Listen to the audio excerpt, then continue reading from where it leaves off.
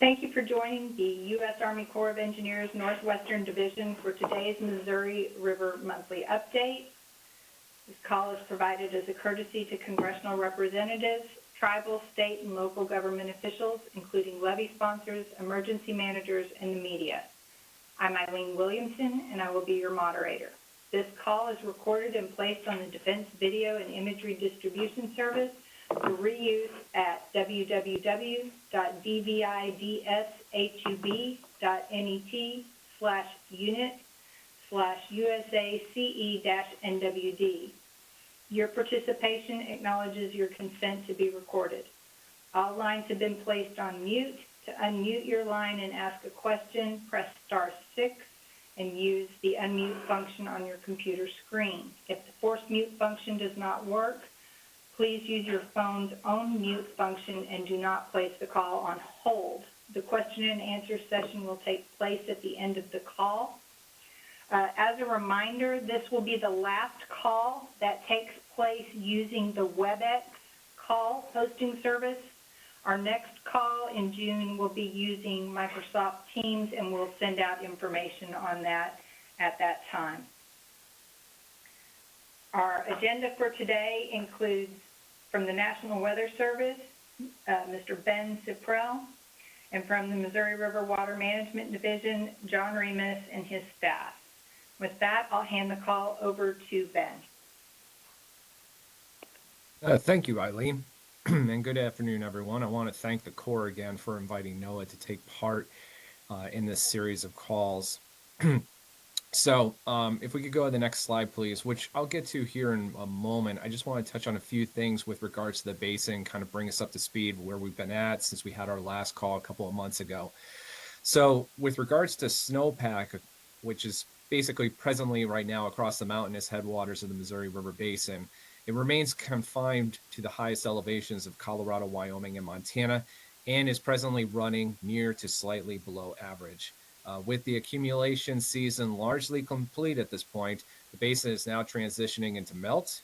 Snowpack in the upper Missouri peaked slightly below normal and continues to melt at a steady pace, with a substantial portion of the peak snow water equivalent still in place. And if we go further south in the Platte River Basin, that peaked near normal, with roughly 3/4 of the seasonal snowpack still remaining heading into May. So while these conditions support near average runoff potential, timing and the rate of melt will be key factors in determining stream flow responses and downstream water supply conditions over the coming weeks. So that being said, our water supply forecasts, which we develop here at the National Weather Service, were issued yesterday. Our May numbers suggest that now through September, mountain runoff volumes again will be near or below normal. So running down the list here for the Milk River at the Eastern Crossing, about 43% of normal natural runoff. Missouri River above Fort Peck at 84%. The Yellowstone River at Sidney at 81%. With the North Platte, the Seminole inflow at 74%. And finally, with the South Platte at 60%. Overall, with the basin, soil moisture conditions remain poor across much of the middle and upper Missouri River Basin at this point. Those slight improvements have been noted across central Montana, eastern North Dakota, and much of South Dakota, as we've seen a series of wet weather systems. As a result, the latest drought monitor released on, the latest drought monitor, which was released this morning, shows that overall drought coverage in the basin has declined from 62% in March to roughly 48% of this as of this morning. Now, basin-wide, it's roughly about 78% that the drought monitor is reporting abnormally dry conditions, including that 48% which are in drought. So despite the predominantly dry conditions basin-wide, flooding has occurred since our last call. Just to recap here, with winter snowfall that was followed by periods of mild weather, that kept soil saturated across the lower basin, particularly in eastern Kansas and in Missouri. As a result, even a modest 1 to 2 inch rainfall event has triggered minor to moderate flooding across those tributaries during the late winter period. Now, as we've gone into spring, this trend persisted into April when a series of strong storm systems and heavy rains led to more significant flooding across the same areas. Maybe some of you are recalling the events that took place across the lower Mississippi and into the Ohio River valleys. We saw some of that rain trickle up into our neck of the woods, and that's why soils remain very saturated in the lower basin. So that being said, with regards to this slide, looking ahead, our office issues 90-day river outlooks towards the end of each month. The most recent 90-day outlook was run in late April, and it covers the 3-month period from now through late July. So that's the map that I'm showing on this slide, which depicts the results of this river outlook at the 400 locations we monitor across the basin. Flood risk is denoted by the color of the particular river station, with green meaning less than a 50% chance for flooding, orange being greater than 50% for minor flooding, red for moderate, and purple for major. So with our most recent river outlook, there's indications that areas with greater than a 50-50 chance of seeing flooding through late July is in southeast Nebraska, eastern Kansas, and the state of Missouri, with minor to moderate flooding being outlooked. Again, orange being minor, red being moderate. The risk for flooding between now and late July is, of course, dependent on the timing and location of any significant rain events on the order of 1 to 2 inches, if not higher. And as we near the middle of this 3-month period, which would be June, thunderstorm activity in the lower basin will continue probably driving that flooding in that area. I just want to thank the Corps again. This concludes the National Weather Service flood potential brief, and I'll hand it back over to you, Eileen. Thanks, Ben. And I'm going to hand it over to John. Thank you, Eileen, and thank you, Ben, for your insights. Good afternoon, everyone, and thank you for joining us. I'm John Remus, Chief of the Missouri River Basin Water Management Division. Our office is responsible for regulating the Missouri River Mainstem system. This is the fourth of our 2025 monthly stakeholder calls. I will provide some general remarks, and then I will turn the discussion over to my senior staff for more detailed information. As always, I want to assure everyone in the basin that the Corps of Engineers remains fully committed to our flood risk reduction mission, protecting people and businesses when we can from significant runoff events that pose a threat to human health and safety. Further, it is important to understand that the volume, timing, and location at which runoff enters the system significantly impacts the timing and amount of water released from the reservoirs.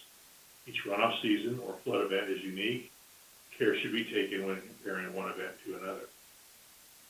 We at the Corps of Engineers understand the importance of the Missouri River in providing water for irrigation, municipal, and industrial uses throughout the basin. We operate the system to meet the water supply requirements of the basin to the extent reasonably possible. There is presently, and will be, adequate water in the reservoirs and in the river reaches between the reservoirs and below the system to serve all water supply needs. I do want to remind everyone that the Corps of Engineers does not provide or guarantee access to the water. Maintaining access to the water is the individual facility owner-operator's responsibility. Further, we will continue to meet our statutory obligations to operate the Missouri River Mainstem reservoir system for its authorized purposes, as described in the Master Water Control Manual. We will also continue to comply with all laws and the provisions of the 2018 biological opinion. Lastly, the runoff forecast and projected reservoir releases and pool levels that Kevin Stamm and Mike Swenson will be discussing are based on the best available information. As we move through the year, actual conditions may be different. This concludes my opening remarks. Thank you very much. I will now turn the discussion over to Kevin Stamm. All right, thank you, John. Okay, so next slide, Eileen. Okay, so before I get into a discussion of the runoff forecast, I'm just going to review some of the basin conditions over the last 3 months, and then also the climate outlooks going forward in the Missouri Basin. So some of these, which Ben has already discussed a little. First of all, looking back at the observed temperature and precipitation for February, March, and April, temperatures were several degrees below normal, mostly centered in Montana, where we had some colder temperatures in February prior to the plain snowmelt runoff. While in the lower basin states, temperatures were several degrees above normal. And then looking at the precipitation in the lower right as a percent of normal, much of the Missouri Basin has been very dry, and particularly in Nebraska, Kansas, southern Iowa, northern Missouri. However, there were some areas which had above normal precipitation over the last 3 months, which include Wyoming, southern Montana, and then that storm system which extended up into the Dakotas a little bit. Next slide. So soil moisture is factored into the forecast as an indicator of wet and dry hydrologic basin conditions. The soil moisture as calculated by the Climate Prediction Center soil model is depicted as both a soil moisture ranking percentile on the left and an anomaly of soil moisture. And this is all for the last day of April. Both images indicate below normal soil moisture in western Montana, western North Dakota, and much of the central Missouri River Basin, especially in eastern Wyoming and Nebraska. Next slide. The National Drought Monitor categorizes drought conditions based on severity. So as of May 6th, over 79% of the basin was impacted by some form of dryness or drought condition. 48% of the basin was in an official drought condition. Drought conditions are most severe in those aforementioned areas of the basin which had dry soil moisture. So in looking at this map, you can see western North Dakota, eastern Wyoming, and much of Nebraska. Drought conditions have worsened since last year. So in looking at the table, compared to last year, 45% of the basin area was impacted by dryness or drought. And then the current seasonal drought outlook indicates drought persisting in the central and northern basin with some additional development through the end of July. Next slide. The Climate Prediction Center develops monthly and seasonal temperature and precipitation outlooks, which indicate the probability that conditions will be above normal, normal, and below normal. For the month of May, the CPC is indicating there is an above normal probability that temperatures will be warmer than normal. The May precipitation outlook indicates a higher probability for dryness in the northern plains and a slight increase in the chance for above normal precipitation extending from southwest Montana into Kansas. Next slide. Over the May through July period, the CPC is indicating equal chances for all three temperature possibilities in the northern plains. However, there is an increased chance for above normal temperatures in the mountains and the plains of the lower basin. The precipitation outlook indicates an increased chance for below normal precipitation in most of the basin through the end of July. Now I'm on slide 11. So the mountain snowpack is a significant contributor to runoff into Fort Peck and Garrison reservoirs. The mountain snowpack typically peaks around April 17th in both of these basins, and the snowmelt runoff typically enters the reservoirs in May, June, and July. The mountain snowpack in the above Fort Peck reach, which is shown in the left graph, peaked at 92% of average on April 5th, and as of May 4th, it was 69% of that annual peak. So it has been melting a little bit more rapidly. The mountain snowpack in the Fort Peck to Garrison reach, which is shown in the right graph, peaked at 95% of average on April 5th, and as of May 4th, it was 84% of what that peak was on the 5th. Slide 12. Great. Thanks. The 2025 calendar year runoff forecast, which is based on the conditions I described previously, is 20.0 million acre-feet.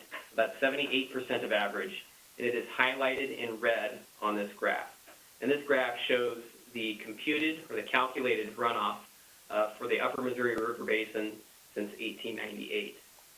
We also show the different deciles and the median conditions on this map.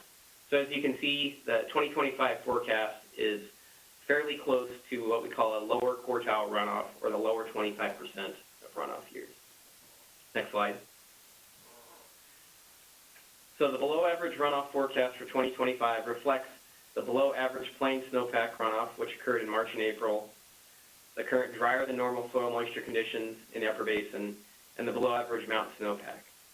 So as seen on this slide, the observed runoff was much below average during the first 4 months of the calendar year. The cumulative runoff was 69% of average at the end of April. We are expecting below average runoff conditions to continue during the high runoff periods of May through July, the months when the mountain snowpack melts. And then runoff is expected to be below average for each month for the remainder of the calendar year. Next slide.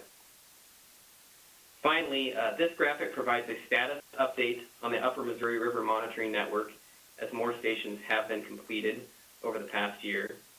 There are 269 sites completed and transmitting data out of the 540 total proposed sites. 80 sites are scheduled for installation through this fiscal year, and the remaining sites are scheduled for fiscal year 26 and 27. Each station is designed to measure meteorological data, precipitation, snow depth, soil moisture, and soil temperature at 5 different depths. Data provided by these stations will help improve products such as the no-risk snow map, the National Drought Monitor, and also to inform our runoff forecast.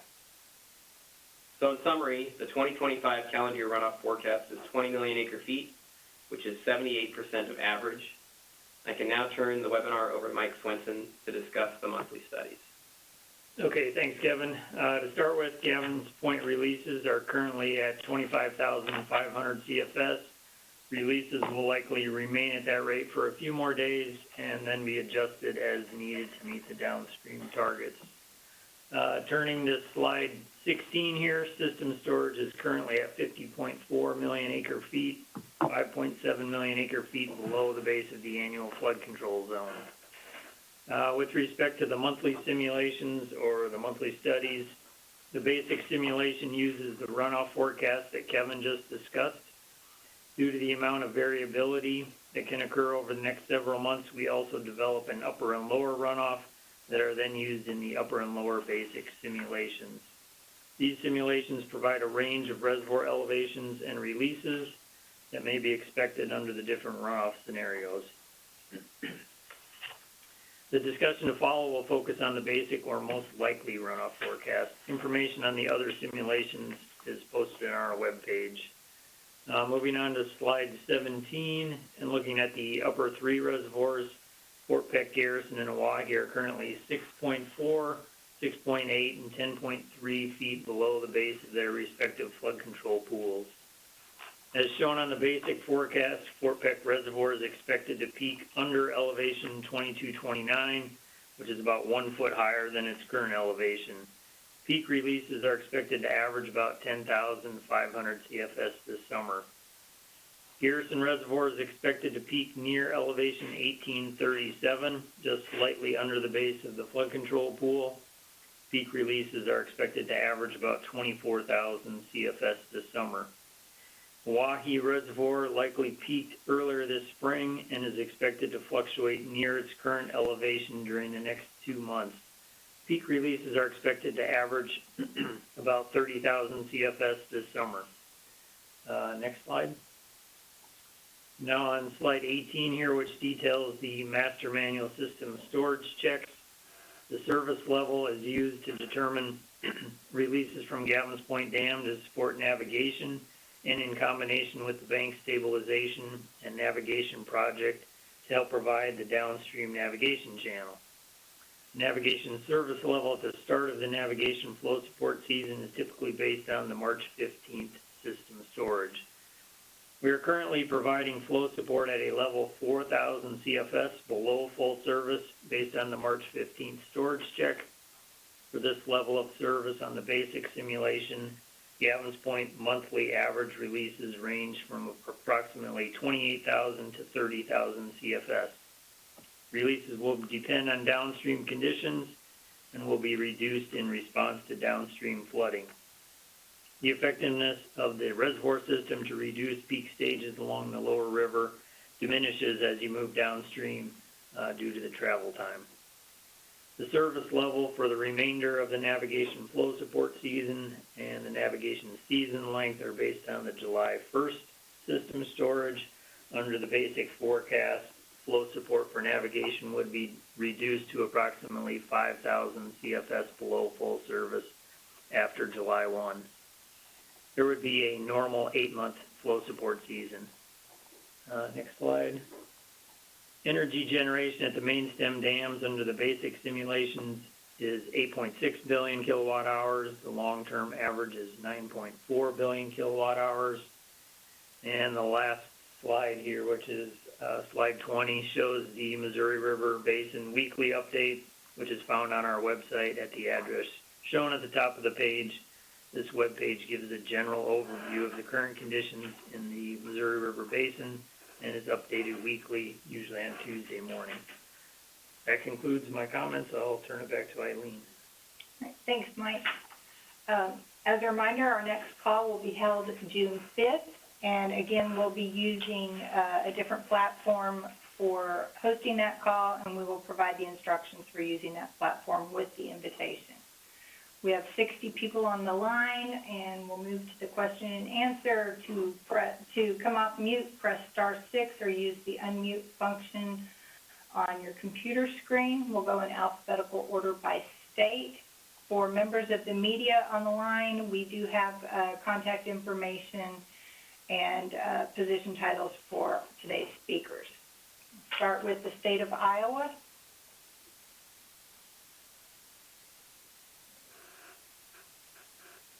Kansas.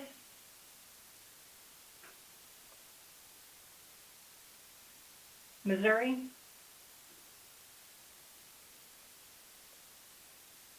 Montana. Again, *6 or unmute on your computer screen. Nebraska. North Dakota. Eileen? Yes.